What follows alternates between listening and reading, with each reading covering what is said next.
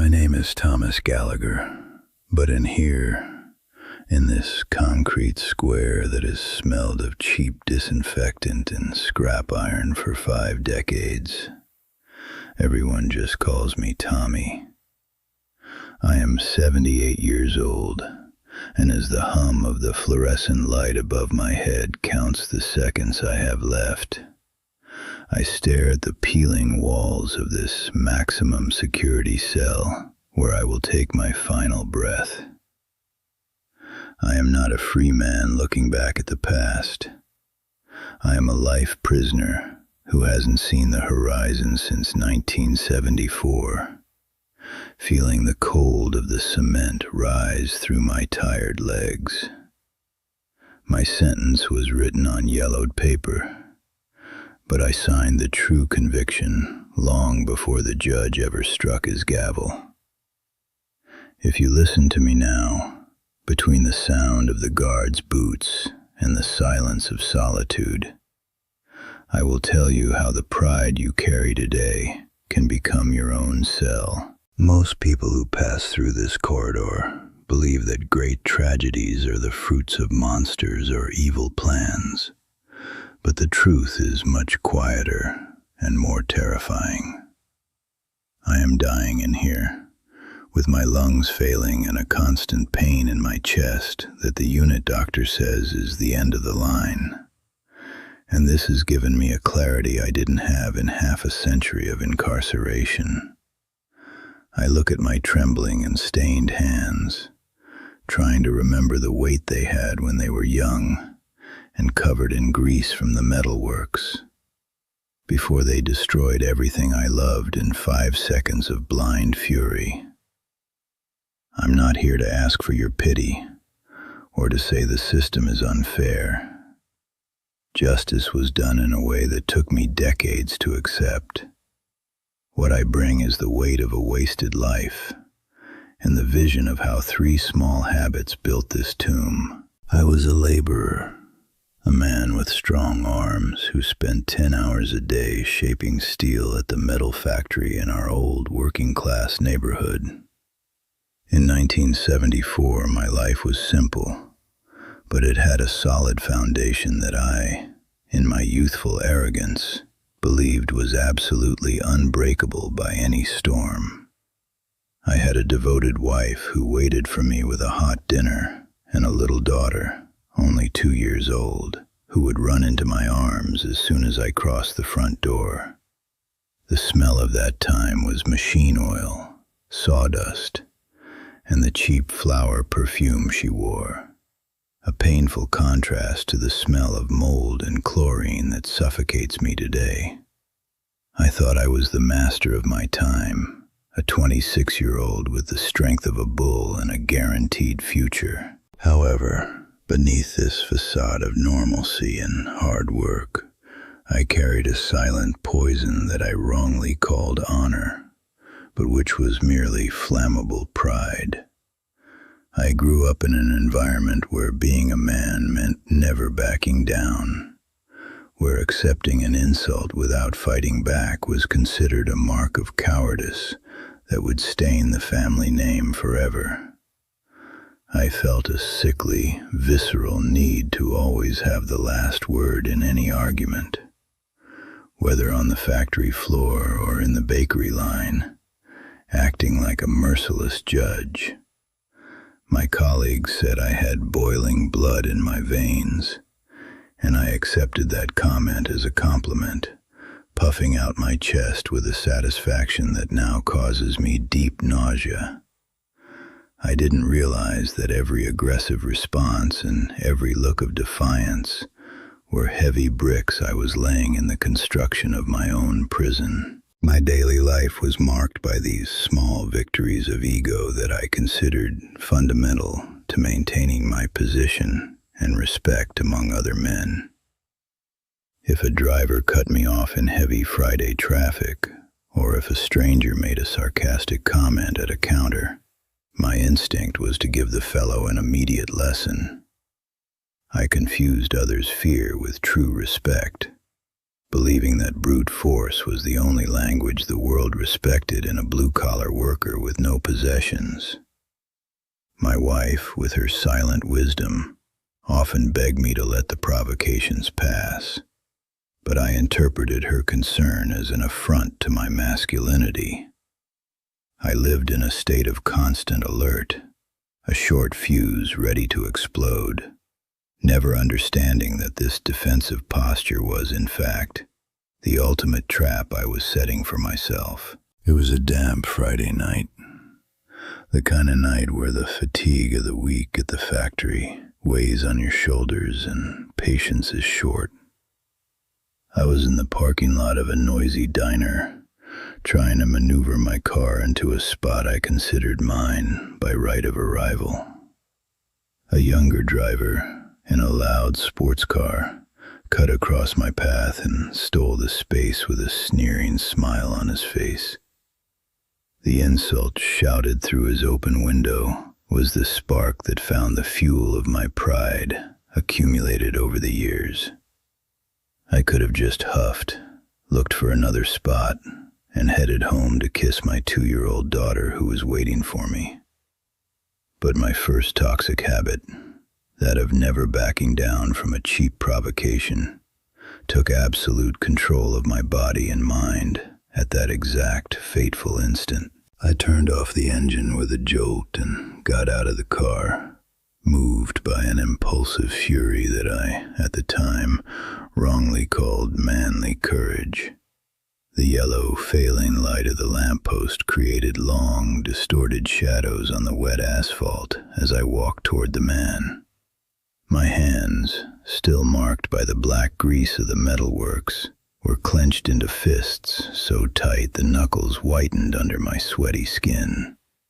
I didn't just want an apology. I needed to impose respect.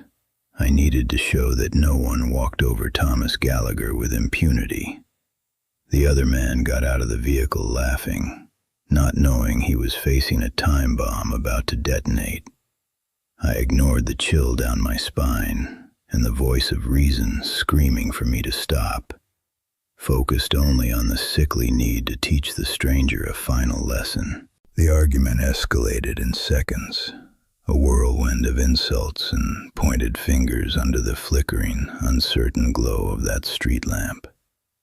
In a reflex motion, without thinking of the consequences, I delivered a single punch, dry and loaded with all the resentment of a lifetime. The man, caught by surprise, staggered back and lost his balance clumsily over the concrete curb. The sound that followed was something that has haunted me in every nightmare for 52 years. The hollow crack of the skull hitting the edge of the sidewalk. The silence that fell over the parking lot was immediate and funereal, broken only by the distant engine of a bus. In that second, looking at the motionless body under the yellow light, I understood, with an icy clarity, that my life as a free man was over forever. The icy metallic click of the handcuffs locking around my wrists, which were still dirty with factory grease, was the first sound of my new reality. I looked at that fallen man on the asphalt and couldn't understand how my need to be right had led me there in fatal seconds.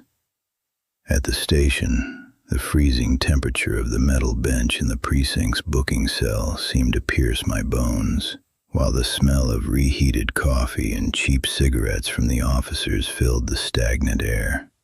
I still hoped someone would walk into that room and say it was all a terrible mistake, that I could go back home to the warmth of my house, but the silence of the officers and the weight of the iron on my wrists were the only answers I received, confirming that the world I knew had evaporated under the yellow light.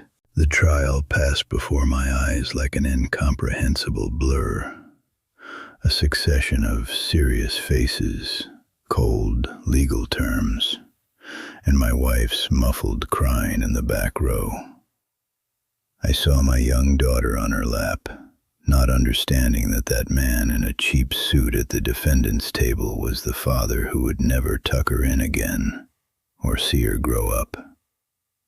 When the judge struck the gavel and pronounced the sentence of life imprisonment without parole, I felt an abyss opening under my tired feet. The conviction wasn't just a number of years. It was the complete erasure of my name, my story, and all the promises I made for the future. In that instant, the perception of concrete loss hit me with the force of a punch to the stomach, much more painful than any blow I had ever delivered. The first night in the penitentiary was the baptism by fire in my new home of concrete and cold bars. I vividly remember the thunderous sound of the steel door closing behind me, a crash that echoed through the cell block and in the depths of my wounded soul. The electronic lock being engaged with a dry snap sealed the definitive end of my life in society and the beginning of a purely numerical existence. Lying on that thin mattress that smelled of old sweat and despair, I stared at the absolute darkness of the wing, hearing distant screams and the crying of other lost men. I was no longer Thomas, the proud metal worker who wouldn't take an insult. I was just a body occupying a small space, waiting for time to pass until death came to find me in this lonely cell. In the early years, hope is still a stubborn flame that burns in the chest, but the system has a cruel way of extinguishing any external light. In the 5th year of my sentence, I remember my wife's face through the dirty, scratched acrylic of the visiting room, her watery eyes reflecting an exhaustion I couldn't heal. That was the last time we spoke. She told me, with a choked voice that still echoes within these walls, that our daughter needed to grow up away from the shadow of the bars and the smell of despair. I watched, helpless, as she stood up and walked toward the exit, taking with her the last piece of sun that still shone in my life. The silence that followed that departure was the beginning of a solitude that no scream in the yard would be able to fill over the next 47 years. As the decades pass, the mind undergoes a slow and silent mutation, transforming the man into a gear in the prison institution's own machine. I stopped counting the days by the calendar and began measuring existence by the mechanical rhythm of the guards' shift changes and the crash of metal trays hitting the cafeteria floor. The world outside became a hazy memory, a place of vibrant colors and fast movements that no longer made sense within my 6-by-9-foot routine.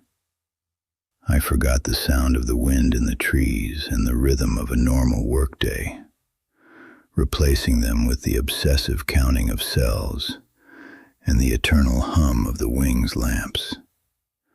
I became an institutionalized being, someone whose heart beats to the rhythm of the iron locks, losing the notion that there was once a man named Thomas Gallagher. Aging inside a maximum security prison is a torture witnessed in slow motion before a scratched stainless steel mirror above the cold sink. Decade after decade, I watched my reflection transform. The hair that was once thick and dark fell out, skin creased into deep furrows of bitterness, and my back curved under the persistent dampness of the concrete walls. Each new wrinkle tells the story of a year wasted staring at the same gray ceiling, while the vitality of youth was sucked away by the sterile, lifeless environment. My hands, which once handled heavy tools in the metalworks with dexterity and vigor, became trembling claws stained by age, unable to hold anything heavier than a worn plastic mug. Time here doesn't pass. It only accumulates like dust on an old piece of furniture, weighing on those who know they will never feel the sun again. 30 years had passed when I received the news that the woman I had loved and destroyed had finally left this world, free from the weight of my memory.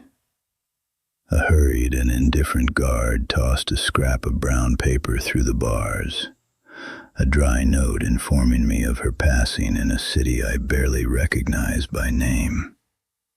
That night, the wing was louder than usual, but inside my cell, the air seemed to have run out, leaving me in a vacuum of absolute pain. I cried in total silence, burying my face in the scratchy pillow so that no other inmate or officer could perceive my vulnerability or hear my lament. It was the final realization that my absence had been so long that I was already a ghost to those I loved, a living dead man who was only waiting for the bureaucracy of fate to exit the stage. Recently, the chronic cough that accompanied me during the cold winter nights turned into a sharp, constant pain that tears at my chest with every breath. In the prison infirmary, under an impersonal white light, the medical diagnosis was delivered with the same coldness as a judicial sentence. My body is giving up. Knowing that I have a terminal stage and that my days are numbered brought a strange peace, but one laden with an unbearable sadness for knowing where the end will find me. There will be no goodbyes in a comfortable room or familiar hands holding mine. Only the sound of boots in the corridor and the final stamp on my medical chart. I will leave here straight for the penitentiary cemetery in a simple box, confirming that this concrete square was the architect and executor of my final act on earth, without the right to any other home. I'm lying here, staring at this cement ceiling that seems to weigh tons. I fight a silent battle that no guard or judge can interrupt. For decades, I tried to convince myself that I was a victim of a stroke of bad luck, that the asphalt was too hard, or that driver provoked me beyond the bearable human limit. But the truth is a monster that doesn't sleep, and now, at the end of the road, it looks me in the eye with a piercing coldness. The central mistake wasn't just that punch delivered in the parking lot, but the sickly pattern of pride that I nurtured as if it were a sacred virtue. I was a slave to my own image, a man who believed that backing down was a form of death, never realizing that every time I won an argument, I lost a piece of my soul and my real freedom. This need to be respected through fear was the chain that dragged me into the abyss, transforming my existence into a desert of regret and silence. I feel an overwhelming emptiness when I realize that I traded the touch of my daughter's hand and the warmth of my wife for 5 seconds of a selfish, stupid satisfaction. The internal conflict that consumes me today is the acceptance that I was the sole architect of this destruction, that every iron bar in this cell was forged by my explosive temperament. I am not a victim of fate. I am the mathematical result of small, poisonous choices I made every day before that fateful Friday. Guilt is not a weight I carry on my back. It is the very atmosphere I breathe in here, constantly reminding me that the man I tried to protect with violence never truly existed. Yesterday afternoon, while the weak sun tried to pass through the small ventilation slit high up, I heard the arrival of a new inmate in the cell next door. He was a kid who couldn't have been more than 20-some years old, but who screamed with a fury I knew well. kicking the bars and firing insults loaded with a blind pride. He repeated, word for word, the same phrases about respect and about not taking an insult home that I used half a century ago, as if he were reading the script of my own disgrace. Hearing that echo of who I was, coming from a voice so young and full of life, was like receiving a death sentence for the second time, but now with no right to appeal. The sound of metal hitting metal under his screams tore through the silence of the gallery, bringing back the smell of the wet asphalt from that Friday night. Hearing that young man bury himself alive with the same tools I used, I felt the crushing weight of a clarity that only time and solitude can provide. I looked at my aged and trembling hands, lit by the cold light of the bulb, and realized that my small, daily habits of anger were the invisible bars that I myself erected around me. The physical cell of 6 by 9 feet was only the materialization of a prison I already inhabited in the world outside, long before the main gate closed. A funereal silence took hold of me as I understood, with a pain that no infirmary medicine can soothe, that pride is a merciless jailer who accepts no bail. In that instant, the peeling paint of the ceiling seemed to collapse upon me, confirming that the greatest tragedy of my life wasn't the crime, but the blindness of believing that being strong meant never backing down. If there is anything these 52 years of concrete have taught me, it's that a man's strength lies not in his ability to crush another, but in the absolute control he exercises over his own impulses. We are taught that backing down is a sign of cowardice, that the world belongs to those who shout the loudest, and that respect is earned through fear or intimidation. But here, where time is the only thing we have in abundance, I understood that this is the greatest lie ever told.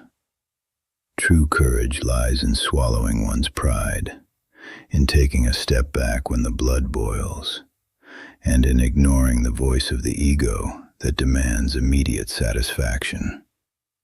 Yielding to a provocation is not a humiliating defeat.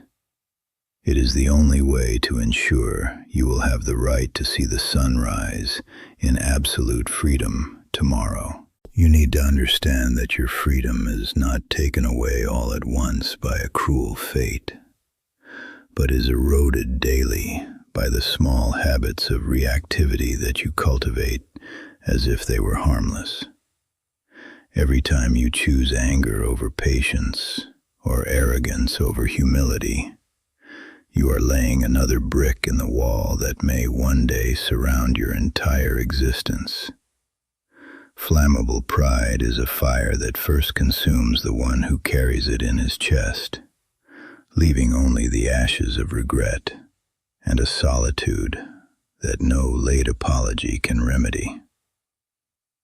Don't wait to reach the end of the line in a cold cell like mine to realize that being right isn't worth the price of a lifetime of absence.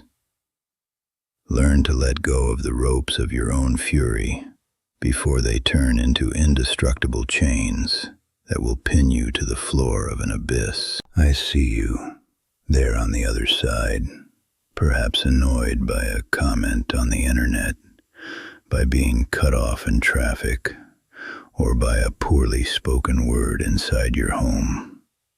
You feel that heat rising up your neck, that urge to scream, to show who's in charge, to not take any disrespect home for even a second.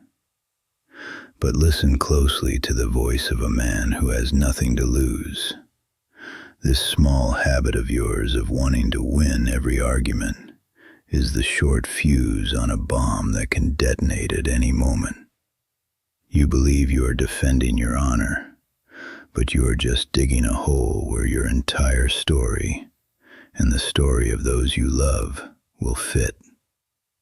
Before you respond to the next provocation with aggression, look at your hands and think if you are willing to trade the touch of those you love for the cold of this cement where I rot away.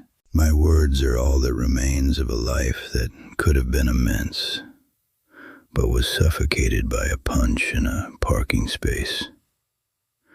In a little while, the lights of this wing will go out, and the only sound that will remain will be my short breath and the echo of my own silence as I wait for the final gate that will take me away from these bars. Don't let your ego write the script for your tomorrow. Be the man who has the strength to ignore the offense, to preserve his own peace. If this account impacted you, I would like you to look inside yourself and answer honestly. What is the habit of pride that you refuse to abandon today, but that could cost you your freedom tomorrow? Leave your comment. Perhaps speaking is the first step toward not ending up like me. The silence returns now.